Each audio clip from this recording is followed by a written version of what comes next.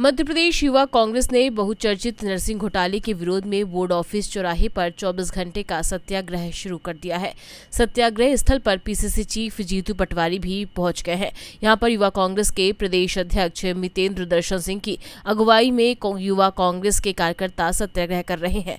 उनका कहना है कि नर्सिंग कॉलेज घोटाला मामले में सरकार छोटे कर्मचारियों पर कार्रवाई कर रही है। इस मामले में बड़े अधिकारियों और जिम्मेदार मंत्रियों को छोड़ा जा रहा है। मंत्री का इस्तीफा लिया जाना चाहिए। आज हमारे सीएलपी लीडर उमंग सिंघार जी इस बात को निरंतर कल भी लड़े थे और आज इसको लेके उन्होंने चर्चा की मांग की है। तो जब वहाँ वो चर्चा की मांग है तो इस जनता के बीच में चर्चा होना चाहिए और चर्चा उस पर्चे की होनी चाहिए जो नर्सिंग घोटाले का कांड विद्यार्थियों के साथ, युवाओं के साथ और इस प्रदेश के और अन्य प्रदेश के भविष्य के साथ छेड़खानी की गई है और उनके भविष्य को बेचा गया है। क्योंकि ये धांधली है। बेचा कैसे गया है? 66 कॉलेज खुले, उनकी मान्यता रद्द की गई। कहाँ है वो विद्यार्थी? क्या प्लानिंग है सरकार की उन विद्यार्थियों को लेके? क्या डेटा है? आप सरकार से पूछिए वो 66 कॉलेज के विद्यार्थियों को कहाँ प्लेसमेंट दी है, किस जगह भेजा है। तो हम तो बात कर रहे हैं विद्यार्थियों के भविष्य के लिए और ये बात कह देते हैं कि सीबीआई ने जांच की। अच्छी बात है, सीबीआई की जांच में लोग दोषी पाए गए। जब सीबीआई की जांच में दोषी पाए गए हैं तो इसका मतलब दोषी हैं लोग, तो उन दोषी के खिलाफ कार्रवाई की जाए। फिर कहते हैं कि हाईकोर्ट और न्यायालय में चल रहा है, वो काम करते रहेंगे। लेकिन आप विद्यार्थियों के लिए क्या कर रहे हो? तो हम यहाँ बैठे हैं विद्यार्थियों के लिए, उस मांग के लिए कि उनके भविष्य को लेके आपने क्या रणनीति, क्या योजना बनाई है। क्यों भाजपा की 253 कॉलेज खोले गए, 253।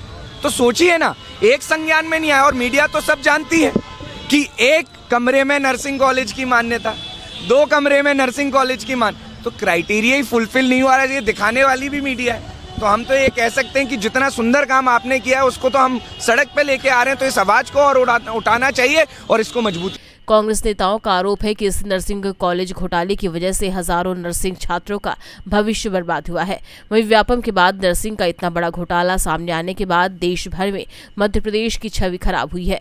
यदि सरकार जिम्मेदारों पर कार्रवाई नहीं करेगी तो आने वाले समय में भी घोटाले नहीं रुकेंगे। ये सरकार युवा विरोधी सरकार है।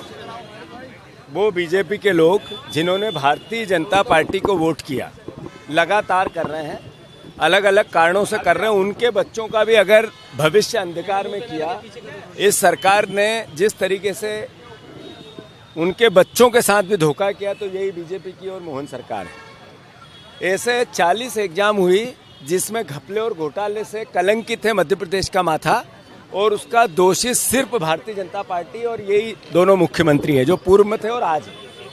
नर्सिंग घोटाला, करीब 5 लाख से ज़्यादा बच्चे पूरे प्रदेश में खासकर आदिवासी परिवार के लोग नर्सिंग की शिक्षा लेते हैं।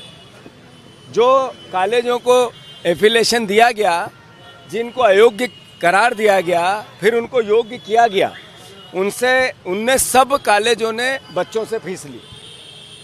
जो सरकार का दलाली का तांडव है, जो सरकार का करप्शन का तांडव है, वो लगातार 25-25 लाख रुपए लेकर गलत कॉलेजों को एफिलिएशन देते रहे।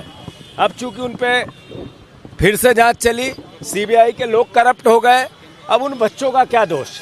इन सब बातों को लेके आज हमारे यूथ कांग्रेस अध्यक्ष मितेंद्र जी ने और युवक कांग्रेस की पूरी टीम ने 24 घंटे का सत्याग्रह रखा है।